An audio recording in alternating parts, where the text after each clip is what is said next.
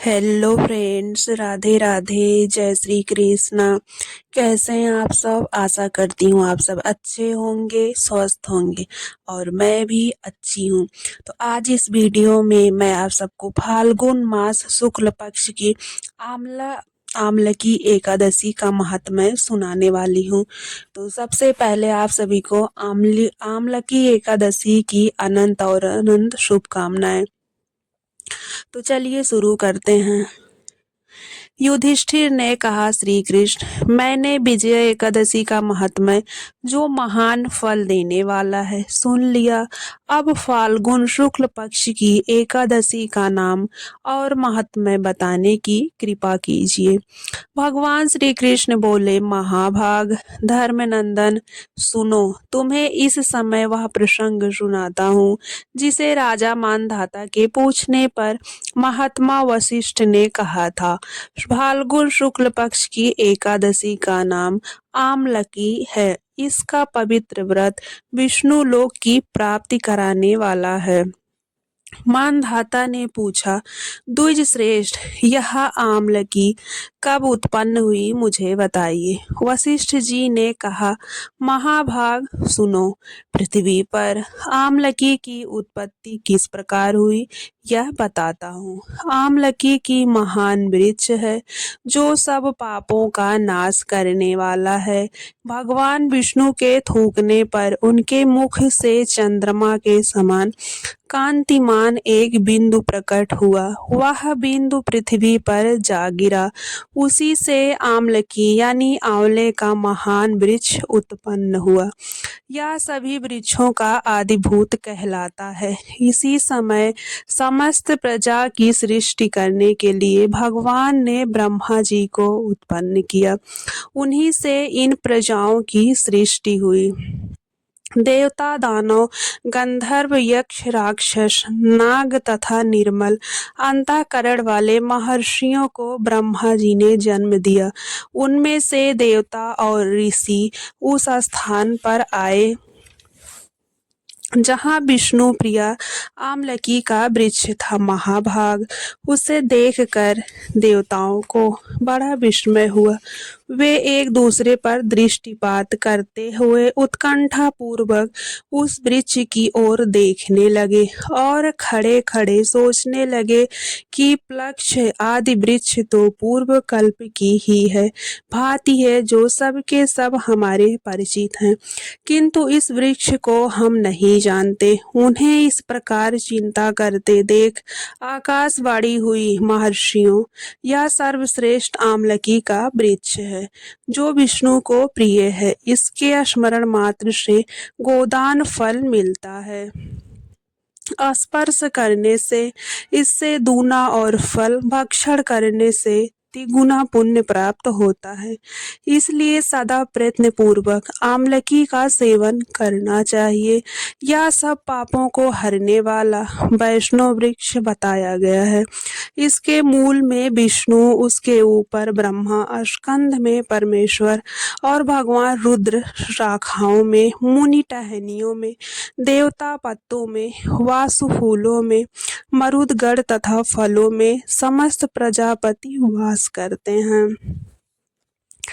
आमलकी सर्वदेवमयी बताई गई है, अतः विष्णु भक्त पुरुषों के लिए यह परम पूज्य है। ऋषि बोले, अव्यक्त स्वरूप से बोलने वाले महापुरुष, हम लोग आपको क्या समझें? आप कौन हैं? देवता हैं या कोई और? हमें ठीक ठीक बताइए।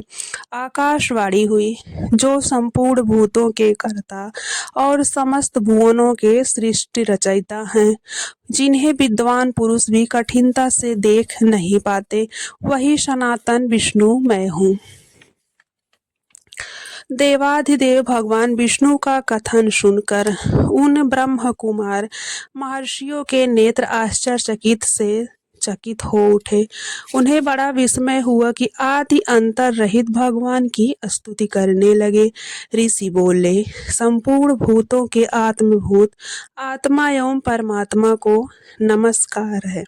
अपनी महिमा से कभी च्युत न होने वाले अच्युत को नित्य प्रणाम करता हूँ। अंतर रहित परमेश्वर को बारंबार प्रणाम है। दामोदर, कवि सर्वज्ञ और यज्ञेश्वर को नमस्कार है। मायापते, आपको प्रणाम है। आप विश्व के स्वामी हैं, आपको नमस्कार है। ऋषियों के इस प्रकार स्तुति करने पे भगवान श्री हरि संतुष्ट हुए और बोले, महर्षियों, तुम्हें कौन सा अभीष्ट वरदान दूं? ऋषि बोले, भगवान, यदि आप संतुष्ट हैं तो हम लोगों के हित के लिए कोई ऐसा व्रत बतलाइए जो स्वर्ग और मोक्ष रूपी फल प्रदान करने वाला हो।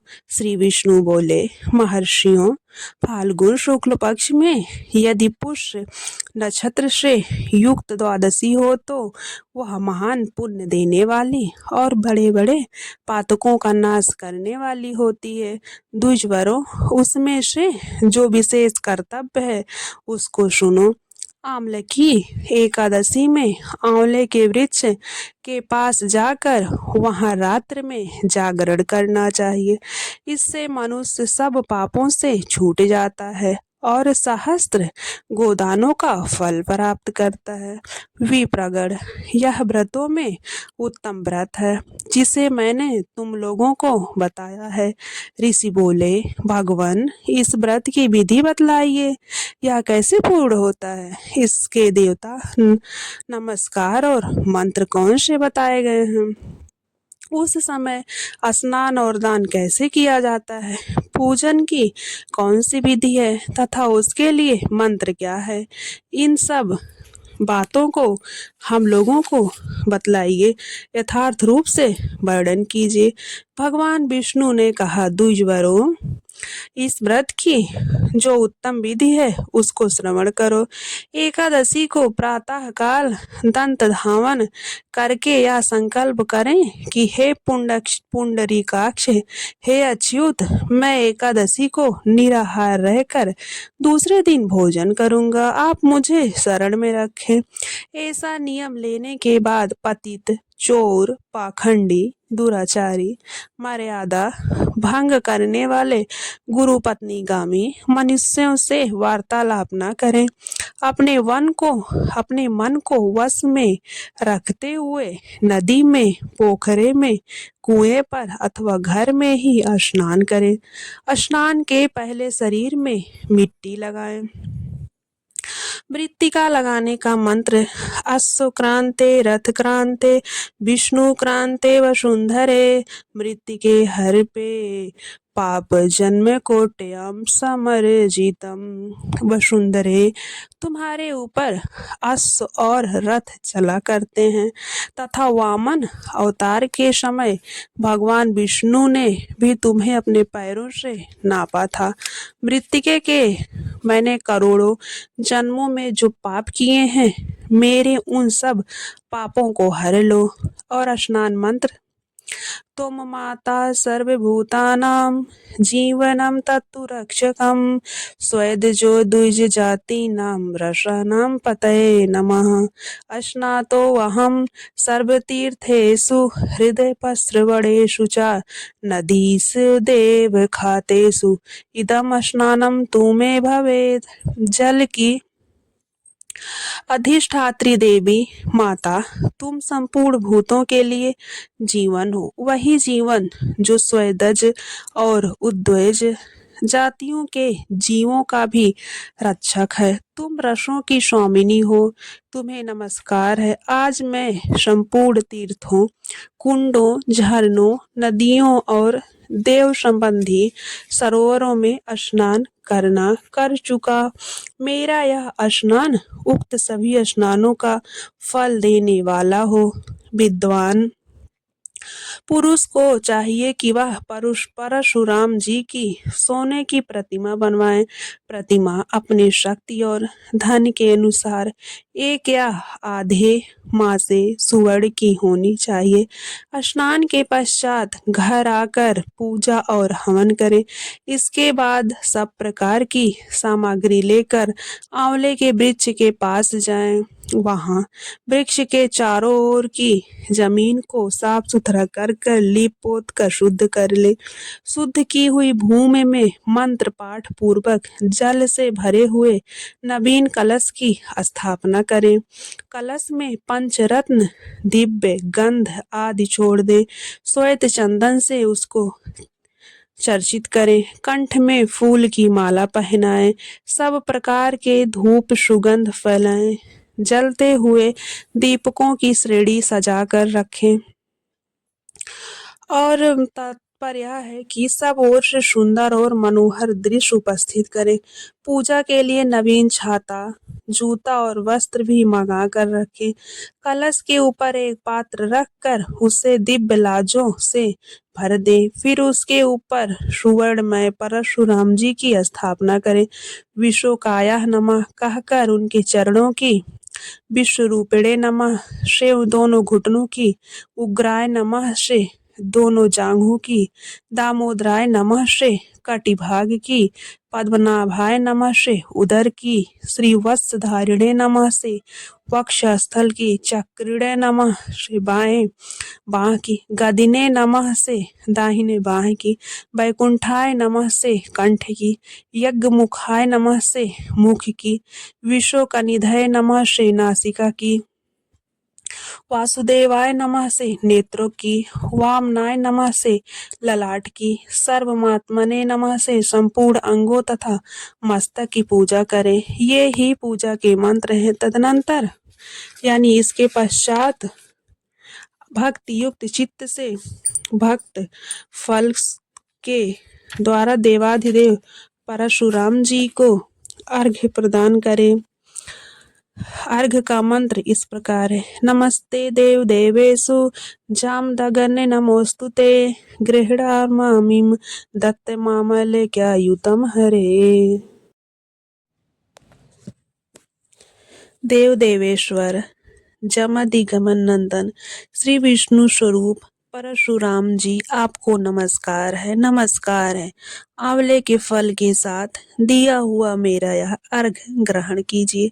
तदनंतर भक्ति युक्त चित्त से जागरण करें। नृत्य, संगीत, वाद्य, धार्मिक उपाख्यान तथा श्री विष्णु संबंधिनी कथा वार्ता आदि के द्वारा वह रात्रि व्यतीत करें। उसके बाद भगवान विष्णु के नाम ले लेकर आंवले की वृक्ष की परिक्रमा 108 या 28 बार करें। फिर सवेरा होने पर श्री हरि की आरती करें। ब्राह्मण की पूजा करके वहां की सब सामग्री उसे निवेदन कर दें। परशुराम जी का कलश, 2 वस्त्र, जूता आदि सभी वस्तुएं दान कर दें। यह भावना रख करें कि परशुराम जी स्वरूप में भगवान विष्णु मुझ पर प्रसन्न हों। तत्पश्चात आमलकी का स्पर्श करके उसकी प्रदक्षिणा करें और स्नान करने के बाद विधि पूर्वक ब्राह्मणों को भोजन कराएं। तदनंतर कुटुंबियों के साथ बैठकर स्वयं भी भोजन करें। ऐसा करने से जो पुण्य होता है वह सब बतलाता हूँ, सुनो। संपूर्ण तीर्थों के सेवन से जो पुण्य प्राप्त होता है तथा सब प्रकार के दान देने से जो फल मिलता है वह सब उपर्युक्त विधि के पालन से सुलभ होता है। समस्त यज्ञों की अपेक्षा भी अधिक फल मिलता है, इनमें तनिक भी संदेह नहीं है। यह व्रत सब व्रतों में उत्तम है जिसका मैंने तुमसे पूरा वर्णन किया है। वशिष्ठ जी कहते हैं, महाराज, इतना कहकर देवेश्वर भगवान विष्णु वहीं अंतर्ध्यान हो गए। तत्पश्चात उन समस्त महर्षियों ने उक्त व्रत का पूर्ण रूप से पालन किया। नृपश्रेष्ठ, इसी प्रकार तुम्हें भी इस व्रत का अनुष्ठान करना चाहिए। भगवान श्री कृष्ण कहते हैं, युधिष्ठिर, यह दुर्धर्ष व्रत मनुष्य को सब पापों से मुक्त करने वाला है। जो भी मनुष्य इस दिन आंवले की एकादशी के दिन आंवले के वृक्ष में पूजा अर्चना करता है और इस दिन व्रत को रखता है, उस मनुष्य के सभी पाप नष्ट हो जाते हैं और वह लास्ट में वैकुंठ धाम में विष्णु भगवान के समीप रहता है। तो दोस्तों, ये मैंने आप लोगों को अपनी आवाज़ में आंवले की एकादशी के व्रत को सुना दिया। ये थी आंवले की एकादशी व्रत कथा। राधे राधे, हरे कृष्णा।